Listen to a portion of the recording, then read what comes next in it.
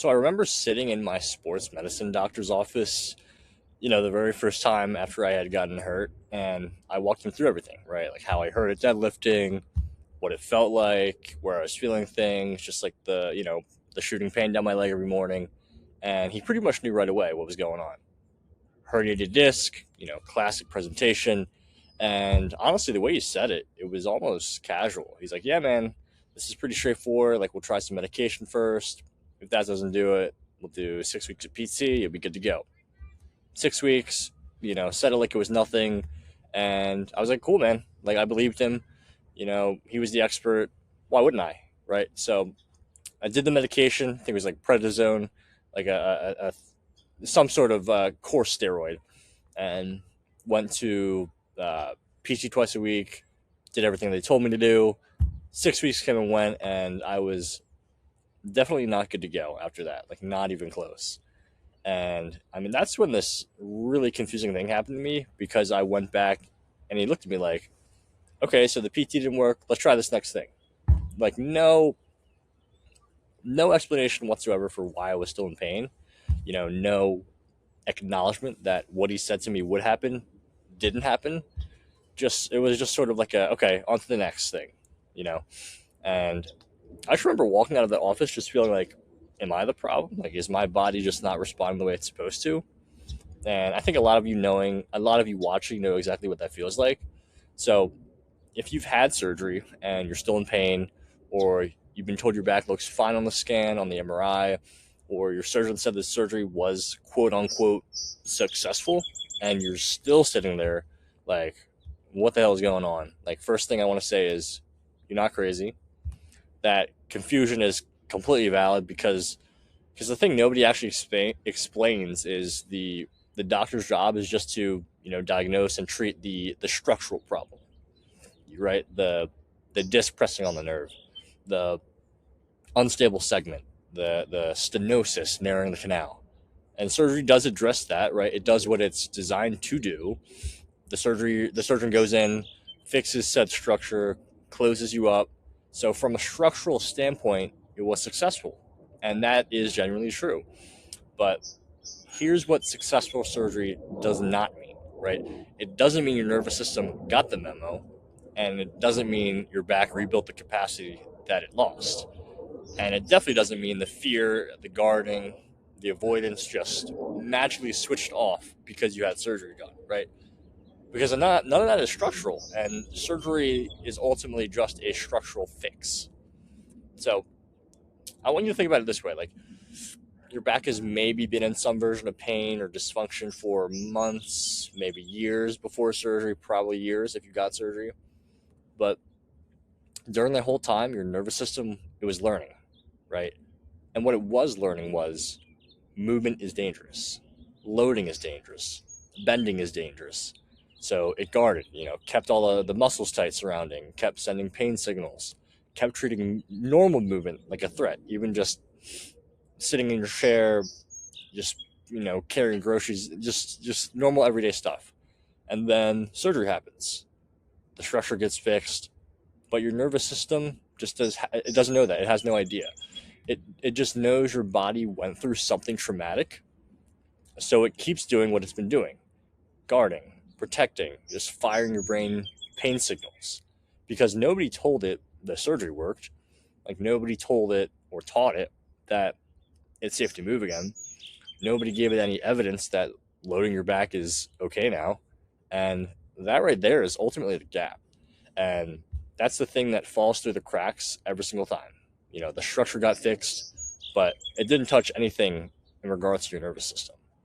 But I mean, look, I'm not saying PT after surgery isn't useless. You know what I mean? I'm not saying that, but here's what most post-surgery PT actually looks like: 6 weeks of gentle exercises, just gentle stabilization work, core work, some hip strengthening, maybe some nerve glides, some stretching, maybe some of like the McKenzie stuff, the McGill Big Three stuff, and then you get cleared, right? You're done, and then after that, you're just kind of on your own, right? And the problem with that isn't that any of those exercises are bad, right? There's a time and place for all of them.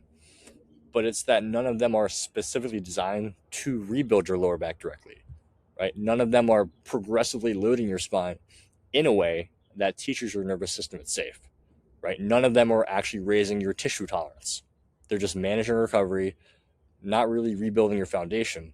So you might finish PT feeling a little better than you did right after surgery, but if you haven't actually rebuilt anything and then life happens, like normal life, you try to get back to normal. You sit too long, you bend wrong, you try to lift something, you try to get back into the gym, you try to go back to playing your sport, and it flares up.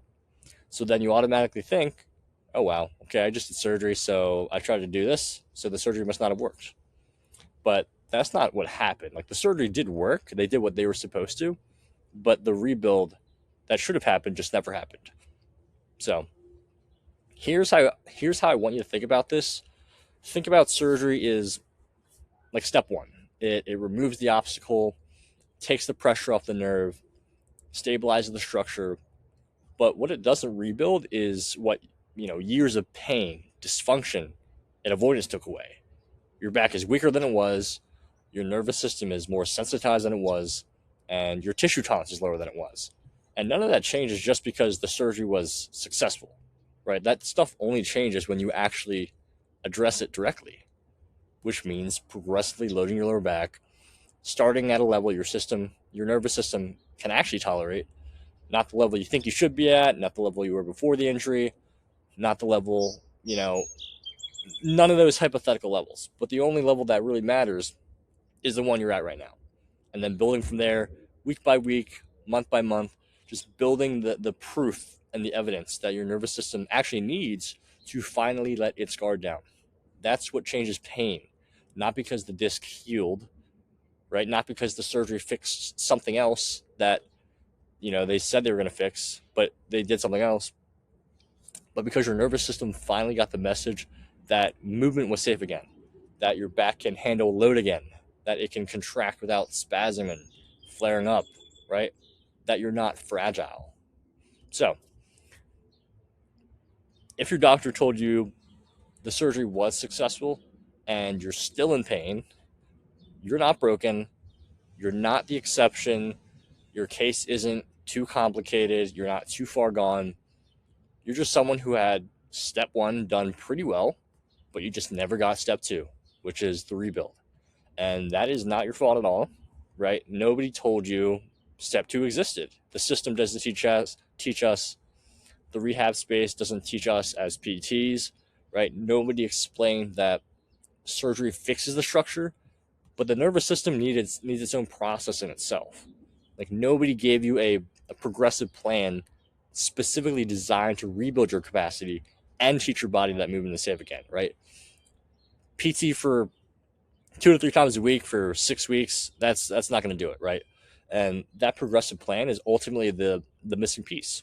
And it is fixable no matter how long it's been, no matter how many things you've tried, whether that's, the chiropractor, acupuncture, maybe even like another online program. But the moment you actually start addressing the right thing, that's when things start to change. So that's the end of my spiel. If this finally explains something that's been confusing you for a long time, good. That's exactly why I made this video, because me personally, I spent way too long just feeling crazy, just losing mental sanity over, the fact that my back just wasn't responding the way my doctor said it would, that my physio said it would, that anyone that I saw said it would. And all I needed was just someone to explain what was actually going on, right? Much, much deeper than just the surface level textbook stuff that, every generic, practitioner practices, right? So 2 ways I can help if you're ready to actually do something about this. First, I put together a free masterclass that walks through exactly how the rebuild process works after surgery and what step 2 actually looks like in practice. Link is in the description for that. And then second, if you want a structure plan built specifically around your history, your surgery, your nervous system, your pain triggers, lifestyles, goals, and where you're actually at right now, there's an application link in the description to work with me directly. And I keep my client count small on purpose so I can actually be hands-on with everyone I work with. If you're serious, that link is there. But thanks for watching. Hope that allowed you to see things in a different light, and catch you in the next one.